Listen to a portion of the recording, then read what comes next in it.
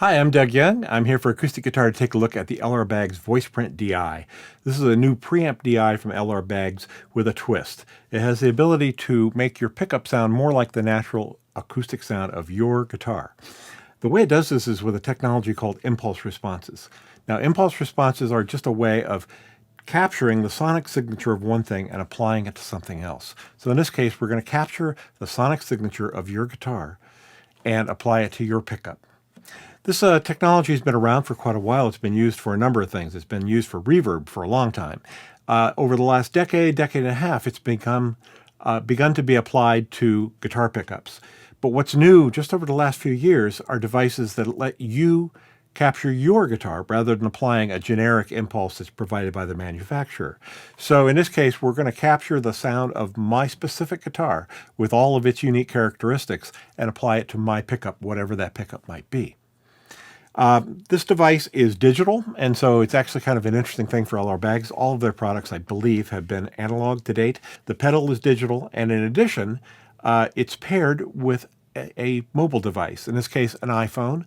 Android should be coming later. It's also paired with an Apple Watch, and they work together. The phone is used to create the impulse response, which Baggs calls a Voiceprint, as well as to manipulate and access advanced features of the pedal. So I've got this hooked up here on the table in front of me. The wire coming out of this is just to display this on a screen. You can see the application on the screen beside me right there. So this is going to be fairly integral to understanding how this works. But first, let's take a look at the pedal itself. The pedal itself, if we just look at it as a DI, is relatively straightforward. We have guitar input, 1/4-inch jack, output 1/4-inch jack to an amplifier, XLR to a PA system. There's an effects loop, ground lift, there's a volume control, there's also an input pad control, and there's a mute switch. The other controls have to do with the Voiceprint. There's a foot switch that allows you to advance through presets. The Voiceprint DI will store up to 100 Voiceprints, which are a combination of the impulse response and also different settings, which we're going to see in a second. And then also a few controls that let us select the Voiceprint or affect the blend between the Voiceprint and our raw sound, and also control feedback. That's the basic controls. Let's take a look at what it's like to create a Voiceprint, because you're going to do it yourself. And you don't need anything other than your phone. A couple of tips here. I take the phone out of the case to make sure the case is not blocking my phone. We keep our phones in our pockets. It's a good idea to make sure those mics are clean and not, filled with lint or something, because you want to get the clear sound of your guitar. Baggs suggests that we put the phone on a mic stand, and you could move the phone around and find the optimal spot. But it also works great, very low tech, just sitting in front of me on the table. I'm about maybe 8 to 10 inches away from the guitar, and I'm simply going to say, let's create a new Voiceprint on the phone. You can see that you might have seen it flash on the display. The phone is talking to the pedal. And we also see that we have a little video demonstrating how to do the Voiceprint creation process. It walks you through every step. So I'm going to again say, I'm ready to create a Voiceprint. There are 4 steps. The first one is to capture the resonant frequency of your guitar by tapping on the bridge. Here we go. The second step is to just strum some chords.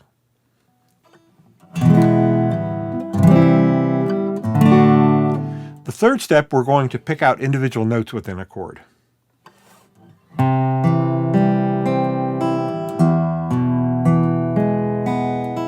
For the fourth step, we're going to play some scales.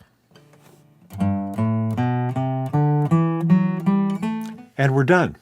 So now I'm going to click on Generate Voiceprint, and the phone will do the technology magic to create the impulse response or Voiceprint.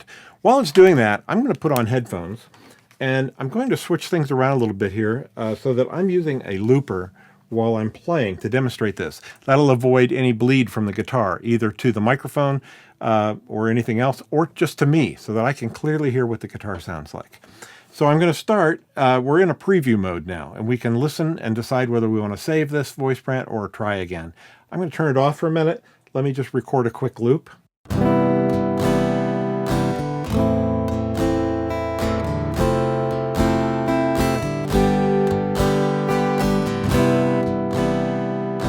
now we can play without hearing the guitar acoustically.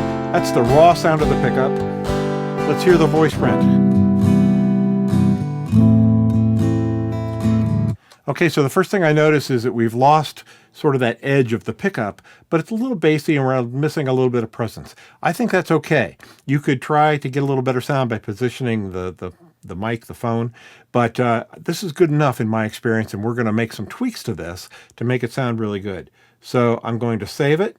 We get to pick a name that will appear on the pedal, and you can also pick a longer name that will appear on the phone. Just keep it simple. And then it's going to save, and it's going to be saving the voice print into the pedal. And now we see the name appear on the pedal. Now, there's several things we can do here right off the bat. First of all, we can adjust the blend between the raw guitar sound and the voice print, and that often brings back some of that presence. Let's hear how that sounds. I usually find somewhere between 75 and 80% sounds pretty good. We can do that on the pedal itself or on the phone. So here's all pickup, just raw pickup. There's just the voice print. There's 75%. Not bad. The other thing we can do is we can go into the EQ section. There are some presets. There's a low cut preset. I think we just knocked out some of that excessive bass. But there's also the ability to set up any EQ curve you could imagine with a full 5-band, fully parametric EQ plus low pass and high pass filters. So let's, I think I'd like to add a little bit of high end here. I'm going to choose a wide Q, put it around 3 kilohertz or so, and boost a little bit. Bring back some presence on the guitar. That's sounding pretty good. Now the other thing we can look at is the feedback control. Remember that we learned the resonance of the guitar as I tapped on the bridge. What we can do now is if you're getting feedback, you can move the slider up to reduce that resonant frequency, which is what causes the feedback in most cases. It's also useful as a tone control. Check this out. There's all the way up. Pretty thin, but that might be what you need in a live situation if you're having feedback.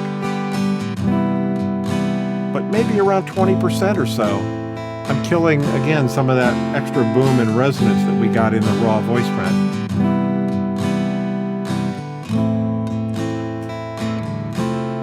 So I think that sounds pretty good. Let's save it. And now we have a stored preset in the system. Let's compare what we've got to the raw pickup that we started with.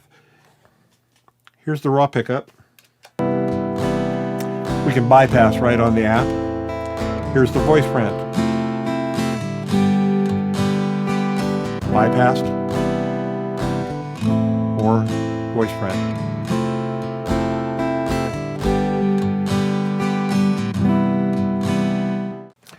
Now the other thing I'd like to do is just play something fingerstyle to see whether this patch is going to work for different styles as well.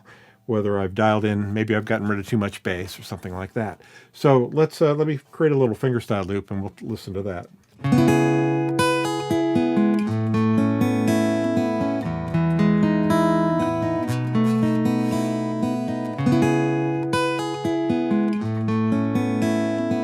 Here's the bypass sound. And there's the voice print. Now I think I'd like to hear a little more bottom warmth for fingerstyle. I'm going to turn that feedback control off. Let's go back into the parametric EQ. I'm going to bring back some of that bass and warmth.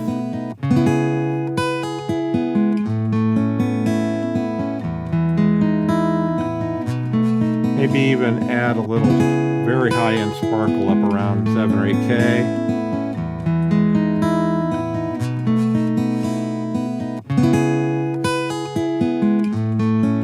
Now we can either save that, decide if that's a better setting, or I could save it as a new preset and have it be a fingerstyle only preset.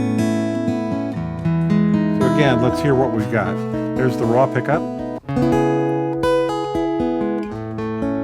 And there's the voice print.